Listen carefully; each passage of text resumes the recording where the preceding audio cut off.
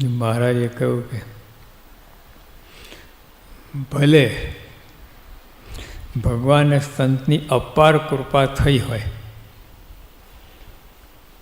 અહીં હાથ રાખીને બોલો કોઈ કૃપા થઈ છે, અપાર કૃપા તો ક્યાંથી હાથ રાખે.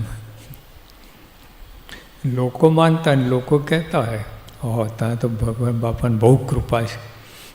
બોલો પોતે જાતે હાથ મૂકીને કે જોઈએ કેટલી કૃપા છે.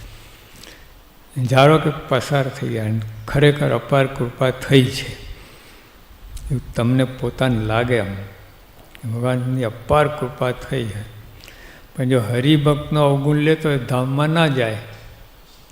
લો, પાસપોર્ટ કસ્ટમ ઓફિસર અહીંયા છે, હરિભક્તો અપાર કૃપા થઈ હોય પણ કસ્ટમ પસાર થવા માટે હરિભક્તનો અવગુણ લીધો, કસ્ટમ પસાર ના થાય.